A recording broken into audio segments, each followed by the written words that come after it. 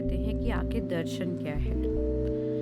दर्शन, अगर आप फिलॉसफी पढ़ रहे हैं तो कोई आपसे पूछे तो आप क्या पढ़ रहे हैं, और अगर हिंदी में जानने की इच्छा रखे तो आप उसे कहेंगे कि मैं दर्शन शास्त्र पढ़ रहा हूँ। पर ये एक ऐसी चीज़ है जिसका इंग्लिश में और हिंदी में मीनिंग बिल्कुल बदल जाता है, क्योंकि फ़र्क इस वजह से आता है कि ये शब्द आ कहाँ से रहे हैं। दर्शन भारत का विषय है, जबकि फिलॉसफी वेस्टर्न साइड से आता है।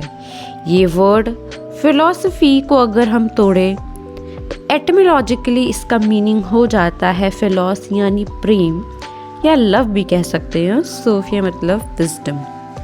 तो फिलोसोफिया को मिला के बनता है फिलॉसफी, यानी कि आपको ज्ञान से प्रेम है। ज्ञान कैसे आता है? ज्ञान कहीं ना कहीं वेस्टर्न हमेशा बौद्धिक रूप में देखता है, तो ये बुद्धि का प्रतीक है कि आप बौद्धिक स्तर यानी क्रिटिकल थिंकिंग को लेके डेवलप करना चाहते हैं अपनी ब्रेन को या कॉग्निटिव एबिलिटीज़ को। पर दर्शन का इससे कोई संबंध नहीं है। असल में दर्शन शब्द तो दृष्ट धातु से बना है, जिसका अर्थ है जिसके द्वारा देखा जाए। मतलब आप देखने वाले यानी कि ऑब्जर्वर हो, ऑब्जर्व करने वाले इंसान है, एंटिटी है। लेकिन हम अधिकतर इसमें ये पाते हैं कि आपको बिना जजमेंट के ऑब्जर्व करना होगा। भारत का दार्शनिक केवल तत्व की बौद्धिक व्याख्या से ही संतुष्ट नहीं होता, बल्कि वह तत्व की अनुभूति भी प्राप्त करना चाहता है। यानी कि हम सिर्फ सेंशुअस प्लेजर्स नहीं, बल्कि नॉन सेंशुअस, जो तुरंत छू के आपकी 6 इंद्रियों से पता नहीं चलते हैं। अब मैं 6 सिक्स्थ सेंस को गिनूं या ना गिनूं, ये अभी भी थोड़ा सा कंट्रोवर्शियल हो सकता है, पर आप समझ जाइए।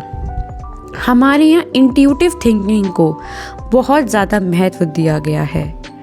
हम इसे अपनी जो बुद्धि की कैपेसिटी है उससे ऊपर मानते हैं। हमारे लिए बुद्धि सिर्फ वन ऑफ फैक्टर है, जबकि फिलॉसफी इसी में शुरू होके इसी में ख़त्म हो जाती है।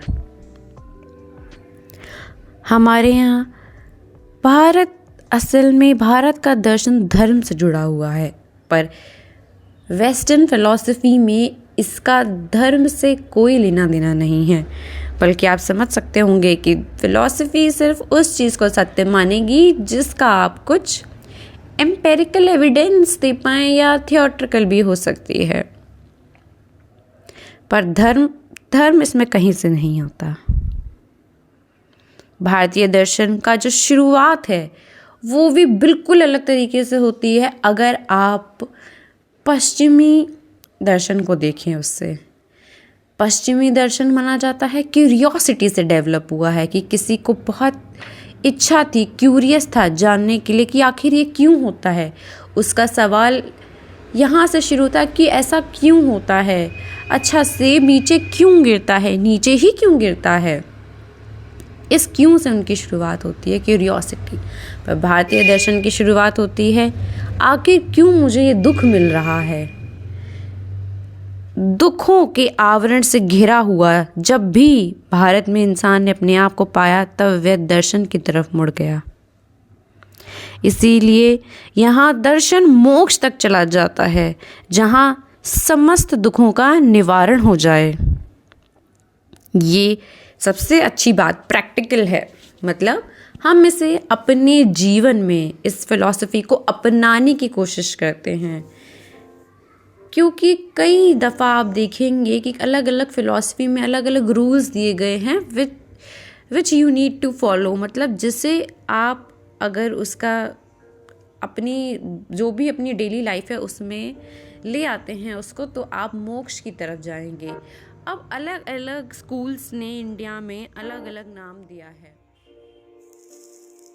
कोई मोक्ष कहता है, कोई निर्वाण कहता है, या कोई उसे कैवल्य कहता है। पर लगभग सारे दुख जो हैं ख़त्म हो जाएंगे, जहाँ आप सिर्फ किसी भी निष्काम भाव से अगर काम कर रहे हैं तो काम कर रहे होंगे, और कभी कभी शायद आपके देह का भी खात्मा हो सकता है इसमें। मोक्ष की प्राप्ति कुछ लोग देह के रहते हुए मानते हैं, और कुछ लोगों का मानना है जब तक देह है तब तक पीड़ा रहेगी। उम्मीद करती हूँ कि आपको ये दर्शन का वीडियो पसंद आया होगा, और इसी तरीके की वीडियोस और देखने के लिए हमारे चैनल को लाइक, शेयर और सब्सक्राइब कीजिए।